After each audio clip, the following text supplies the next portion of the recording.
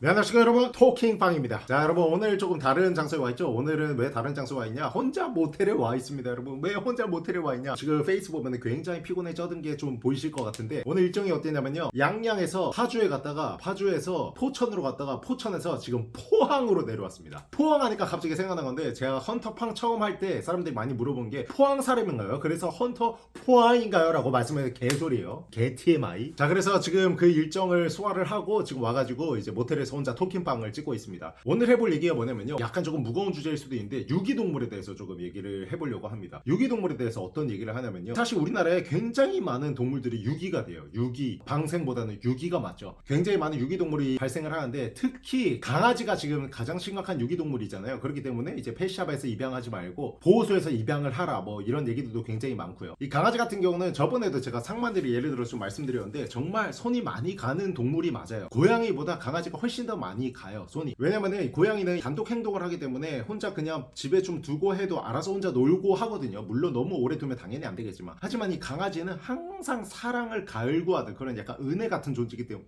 은혜 미안해, 항상 내가 사랑 주고 있다.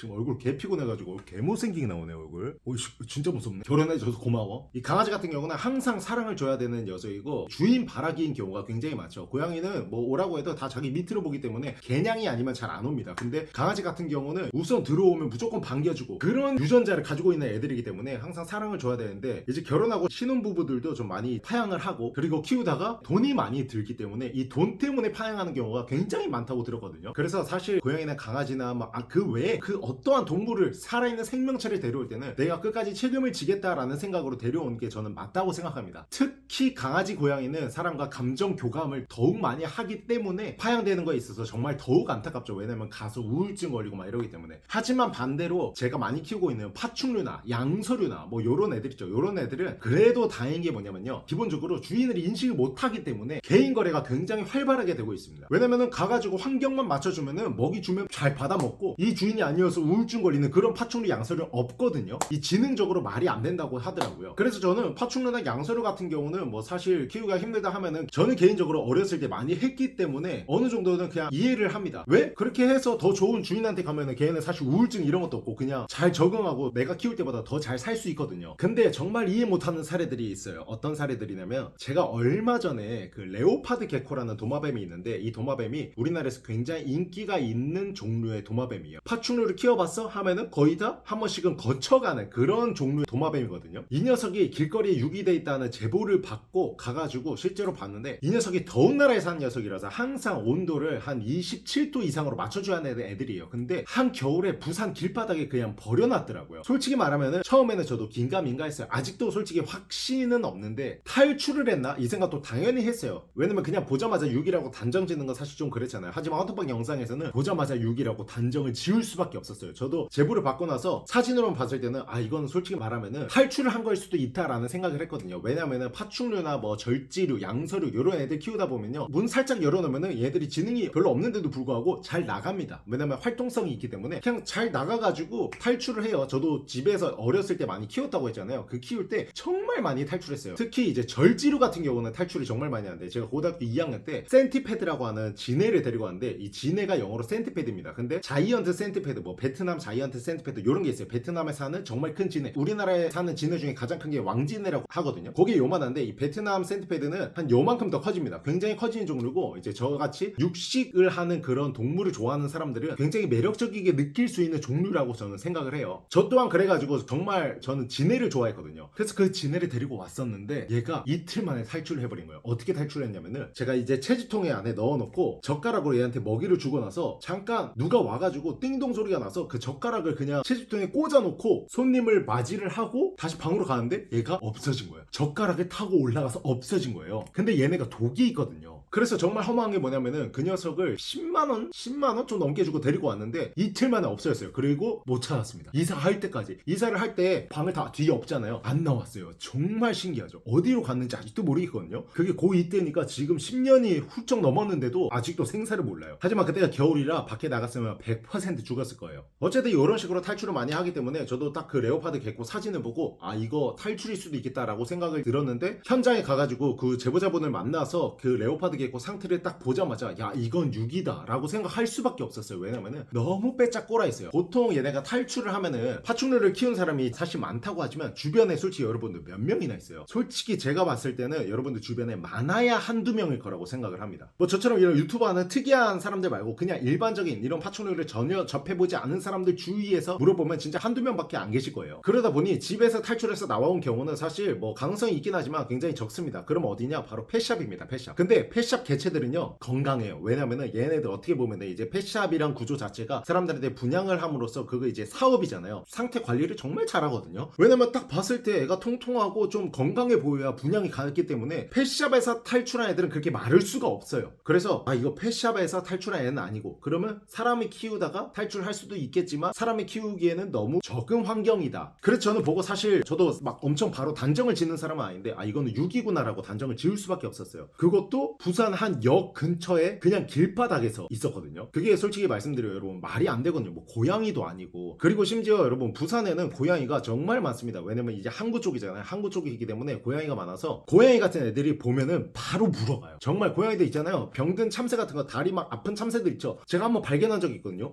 저 참새 왜 못 걷지? 고양이가 바로 채가더라고요. 야생 고양이들은 밖에서 내가 살아야 되기 때문에 쓰레기통도 뒤지고 살아 움직이는 거 쥐 같은 거 사냥해서 먹습니다. 심지어 시골에 가잖아요. 저희 이제 사는 곳 시골이잖아요. 그런데 보면은 밖에 토끼를 키우고 계신 분들이 있어요. 그 마을 주민분한테 들어보면은 고양이 2마리가 와서 철장으로 토끼를 이렇게 해가지고 찢어갔던 거예요. 귀가 막 찢어지고 이래요. 이 정도로 이 고양이들은 야생성이 있기 때문에 만약 그 레오파드 게코가 집에서 탈출해가지고 조금 걸어갔다? 이거 고양이 적발되잖아요. 바로 물어가요. 근데 그렇지 않고 어떤 상황이었냐면은 제보자분이 말씀해 주신 건데 그 외국인들이 막 바닥에서 한국에 들어온 외국인분들이죠. 외국인들이 막 웃으면서 보고 계시대요. 그래서 그거를 계속 옆에서 제보자분은 보고 계시다가 외국인분들이 다 이제 가시고 나서 그 도마뱀이 혼자 걸어가고 있길래 그걸 이제 주우신 거예요. 그래서 저도 이건 솔직히 말씀드리면 100% 6이라고 보거든요. 그래서 그런 거 보고 참 진짜 그냥 차라리 분양을 하지 왜 6위를 할까? 왜 책임지지 못해서 그냥 밖에다가 버릴까? 밖에다가 책임 전가를 하는 거랑 똑같다고 생각을 해요. 왜냐면 그냥 죽으라고 밖에 둔 거잖아요. 아 나 너 죽는 거는 보기 싫고 근데 키우고 싶지도 않고 아 모르겠다 하고 그냥 밖에 던진 거잖아요. 이게 저는 사실 제일 못된 심보라고 생각을 합니다. 차라리 무료 분양을 하시지. 데려갈 사람 얼마나 많은데. 어쨌든 그런 사례도 봤고 제가 이제 정말 많은 사례들을 보다가 늑대거북 사례를 지금 계속 찾고 있어요. 늑대거북이를 찾으려고 제가 지금 일본까지 갔다 왔다가 일본에서도 야생 늑대거북을 못 잡아가지고 우리나라에 이 늑대거북이 많이 풀려있는데 사실 엄청나게 많지는 않습니다. 막 붉은기 거북이처럼 그냥 막 호숫가 가면은 튀어나와 있고 그러진 않아요. 왜냐면은 워낙 이 늑대거북이란 거는 매니아층 사람들이 이제 키우는 거고 하지만 이제 키우다가 수명도 길고 먹는 것도 엄청 많이 먹고 크기도 커지기 때문에 감당을 하지 못해서 방생을 하는 거거든요. 이거 어떻게 보면 그냥 6이잖아요 6이. 제가 그래서 늑대거북 제보를 10개 넘게를 받았었어요. 정말 황당한 건 뭐냐면 10개 중에 3개는 어디서 제보를 받았냐면요 바다에서 받았습니다.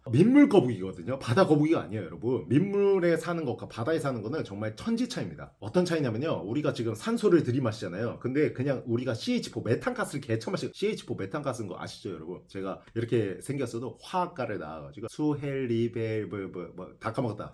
본전도 못 건졌네. 어쨌든 우리가 살아가면서 메탄가스를 계속 처마시는 거랑 똑같은 걸 먹어요. 민물거북이를 바다거북이에 넣으면 얼마나 몸이 따갑고 숨 쉴 때마다 이 폐가 저려지겠어요. 그런 민물거북이를 바다에 버렸다는 거거든요. 근데 또 이렇게 생각하실 수도 있어요. 민물에 버렸는데 얘네가 걸어서 바다로 온 거 아니냐? 그럴 리는 없습니다 여러분. 얘네들도 이 냄새를 맡고 다 알기 때문에 민물에 버려진 애들이 갑자기 바다로 지가 기어가지는 않아요. 바다거북이가 아니고서는 이 민물거북이가 갑자기 바다거북이가 될 수도 없잖아요. 그건 마술사도 아니고. 근데 마술사 하니까 갑자기 생각난 건데 옛날에 이거 무슨 전개가 거의 미친놈 전개네. 마술사 얘기 다음에 할게요. 근데 이 심리를 정말 도저히 이해를 못하겠는 게 이거는 그냥 죽이겠다는 거잖아요. 방생해서 얘 어차피 민물에 사는 거 알고 분명히 키웠을 텐데 얘를 바다에 그렇게 그냥 죽어라 하고 버린 거잖아요. 정말 이해가 안 가요. 근데 이 늑대거북뿐만 아니라 다른 거북이들도 있는데 그 중에서 제가 가장 충격 먹었던 게 뭐냐면은 다이아몬드 백테라핀이라는 거북이가 있어요. 이 거북이가 유기가 된 사진이 있는데 제주도 포구 안에서 발견된 사진이었거든요. 제가 만약에 제주도에 있었잖아요. 저는 바로 달려갔어요. 왜? 그 거북이가 비싸면은 100만 원 아니 1000만 원이 넘어가는 거북이에요 여러분. 이거는 왜 도대체 왜 방생을 했을까? 아니 유기를 했을까? 이해를 못 하겠더라고요 이거는. 만약에 제주 있었으면 바로 달려가가지고 걔 진짜 애지중지 키워서 번식시켰을 거예요. 그리고 또 유기동물 중에 황당했던 게 뭐냐면요, 페릿이라는 녀석이 있는데 요새는 많이 아실 거예요. 그 외국 족제비인데 이 페릿 같은 경우는 우리나라에서 애완용으로 된 지 굉장히 오래됐어요. 저도 이 페릿이 키웠었는데 17살 때 제가 페릿을 데려와가지고 한 6년 7년 정도 키우다가 이제 수명을 다해서 갔거든요. 얘네는 수명이 짧아요. 5년 정도라고 해요, 평균으로는. 근데 이제 7년 정도는 가정에서 키웠을 때 괜찮게 키웠다라고 하더라고요. 근데 이 페릿이라는 녀석도 교감을 합니다, 여러분. 이 녀석이 되게 귀여운 게 뭐냐면요, 너무 행복할 때 있죠, 자기가 기분이 좋을 때 꾹꾹꾹꾹 소리 내면서 막 뛰어다녀요. 얘 약간 이렇게 돼 있거든요. 막 이런 식으로 뛰어다녀요. 꾹꾹꾹꾹 이러면서 뛰어다니고 굉장히 사람과 교감을 하고 훈련도 되고 그런 녀석인데, 이런 녀석도 그냥 버린 거야. 더 이상 못 키우겠어, 나 그냥 밖에서 방생해서 얘 뭐 죽든 말든 몰라, 이런 생각으로 그냥 버리는 거죠. 근데 뭐 이렇게 마냥 귀엽기만 한 녀석이 또 버리는 이유가 뭐냐면은, 얘는 뭐 이제 사료값 사실 많이 들죠. 왜냐면은 강아지 사료는 굉장히 많이 보편화돼 있는데 이 페리 사료는 보편화돼 있지 않기 때문에 사료값도 비싸고 간식값도 비싸고, 또 하나의 이 녀석의 단점이 뭐냐면은 냄새가 나요. 이 녀석들이 우리나라에 수입이 될 때 전부 다 중성화를 해서 들어오는 걸로 알고 있거든요. 중성화를 해가지고 취선이나 이런 걸 좀 없애긴 하는데, 그런데도 불구하고 냄새가 나는데 어디서 나냐? 귀에서 납니다. 그래서 오버레이라고 하나? 그런 제품이 있어요. 뭐냐면은 그거를 이제 물이나 뭐 밥에 타서 먹이면은 이 냄새가 좀 사라진대요. 근데 그거는 너무 인위적으로 이렇게 하는 거기 때문에 저는 6년 동안 안 했거든요. 그냥 그 냄새에 적응하면서 살았어요. 근데 막 엄청 막 미친 듯이 막 1km 퍼지는 그런 게 아니라 이렇게 딱 들었을 때 냄새가 나요. 그리고 이제 털갈이 할 때는 털도 굉장히 많이 빠지는데 이 털이 되게 빳빳하게 빠바바바박 이렇게 빠져 있기 때문에 청소하기도 좀 힘들기도 하고, 아마 그런 많은 것들이 있어서 책임지지 못하고 유기를 하는 것 같은데, 그러면요 여러분, 이거를 데리고 오기 전에 이 녀석에 대해서 충분히 공부를 하고 내가 책임질 수 있겠다라는 생각이 들고 나서 데리고 오는 게 맞잖아요. 근데 사실 이렇게 충동 구매를 했을 때 이런 경우가 굉장히 많이 일어납니다. 근데 이 충동 구매를 저도 어릴 때 많이 했어요. 어떨 때 많이 했냐면은, 제가 이제 초등학교 4학년 5학년 때부터 이제 청계천 7가의 동대문 거리를 많이 다녔거든요. 그러다 보니까 사실 그때는 인터넷이 굉장히 보편화되어 있는 것도 아니었고, 그리고 그때 막 택배 거래를 하긴 했는데 엄청 막 지금처럼 택배 거래가 미친듯이 활성화되어 있지는 않았거든요. 그래서 그냥 가서 눈으로 건강 상태를 보고 입양을 해오는 게 가장 현명한 방법이기 때문에 저는 이제 청계 7가에 가가지고 그냥 뭐 돈이 없어도 놀러 갔어요. 여러분들 백화점에서 아이쇼핑 같은 거 하시잖아요. 저는 아이쇼핑을 이제 파충류, 양서류 요런 애들로 한 거예요. 가가지고 막 보다 보니까 제가 첫눈에 뿅 간 게 하나 있었습니다. 바로 팩맨이라는 개구리인데, 하다방 영상 보신 분들은 아시겠지만 제가 지금 개구리를 한 마리 키우는데 픽시프록이라고 하는 녀석을 키우잖아요. 얘보다는 훨씬 더 귀엽게 생겼어요. 이 픽시프록은 사실 귀엽게 생겼다라기보다는 약간 울그락불그락하게 어떻게 보면 불독처럼 생긴 애고, 이 팩맨은 약간 되게 알록달록하게 좀 귀염상하게 생겼어요. 근데 이 팩맨은 사실 실물로 볼 기회가 없다가 초등학교 5학년 때 청계천 7가 거기 애완동물 거리 가서 파충류샵 있는데 딱 들어가는데, 그린 팩맨이라고 이제 완전 색깔이 정말 초록색이에요. 조그만해, 요만해요. 500원만 해요. 500원짜리 동전 그만 애가 이렇게 딱 있는 거예요. 근데 거기서 제가 가버린 거예요. 와, 저거 너무 입양하고 싶다. 근데 지금이랑 분양가가 비슷해요. 그때도 4만원이었어요. 그때 저 초등학교 5학년 때면 2002년도였거든요 그때 4만원이면요 정말 큰 돈이잖아요. 그래서 엄마를 막 엄청 쫄랐는데도 안 되더라고요. 결국에는 아마 그때 우리 아빠 일당이 하루에 한 4만원이지 않았나. 근데 일당을 개구리 한 마리 다 쓴다는 게 사실 엄마 아빠로서는 이해가 가지 않으셨겠죠. 결국에 추후에 키우게 했는데, 제가 진짜 한눈에 뿅 간 파충류가 딱 그거였어요. 그리고 또 한눈에 뿅 간 게 페릿이었고, 그리고 또 제보를 받았던 게 뭐냐면은 앵무새였습니다. 앵무새인데 왕관 앵무를 제보를 받았었는데, 사실 그거는 제보를 받고 제가 무작정 갈 수 있는 게 아니에요. 왜냐면은 그 제보를 어떻게 하냐면은 보통 레오파드 게코 제보해주신 분처럼 그냥 잡고 나서 제보를 해주시면은 정말 좋은데, 왜냐면 가서 제가 바로 이제 확인을 할 수 있고 하는데, 그냥 사진만 찍고 여기에 이런 게 있어요 라고 하잖아요. 그러면은 얘는 30분 내로 없어집니다, 여러분. 새 같은 경우는 날아가거나 파충류 같은 경우는 계속 한없이 그냥 기어가겠죠. 그렇기 때문에 그런 제보를 받아도 제가 그냥 다 가서 막 어떻게 할 수가 없어요. 그리고 또 늑대거북 같은 경우에는 제보를 받았다 하더라도 그거를 함부로 못 잡거든요. 얘네들은 그냥 자기한테 위협을 느꼈다 하면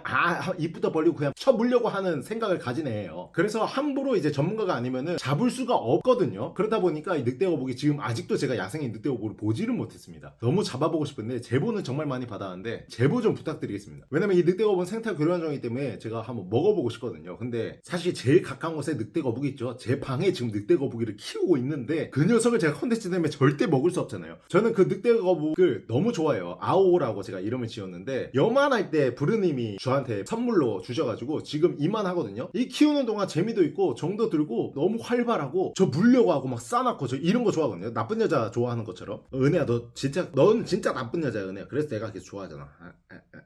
방금 보셨죠 여러분? 하트 제대로 안 펴져가지고 이러고 있는 거. 은혜야 미안해 라랑해. 그렇게 앵무새도 제보가 들어왔었고 아직 뱀이나 이런 건 안 들어왔었어요. 왜냐면 뱀 같은 경우는 특히 우리나라에 수입되는 외국 뱀 중에는 거의 다 더운 나라에 사는 뱀들이 많기 때문에 아마 유기가 돼서 그게 발견되기 전에 죽거나 아니면 뱀을 키우는 사람들이 그렇게 뭐 유기하려는 마음이 많이 없거나 아마 그럴 거예요. 그래서 제가 드리고 싶은 말은 제발 아무 생물이나 그 어떤 생물도 유기를 하지 않으셨으면 좋겠습니다. 아 이런 건 이해해요. 예를 들어 사슴벌레를 밖에 잡아서 키우다가 사슴벌레 다시 야생으로 보내줬다. 이런 건 이해해요. 왜 우리나라에 살던 녀석을 잡아가지고 다시 우리나라에 방생을 해주는 거니까. 이거는 그래도 이해하는데 외국에 있는 외래종을 입양을 해서 키우다가 이거를 유기한다? 이거는 사실 이해 못합니다. 왜냐면 생태계 파괴도 되기 때문이에요. 그래서 유기는 정말 안 해주셨으면 좋겠습니다. 오늘 모텔 혼자 왔는데 좋네요. 혼자만의 시간을 보내도록 할게요. 은혜야 오늘 육아 같이 못해서 미안해. 끝!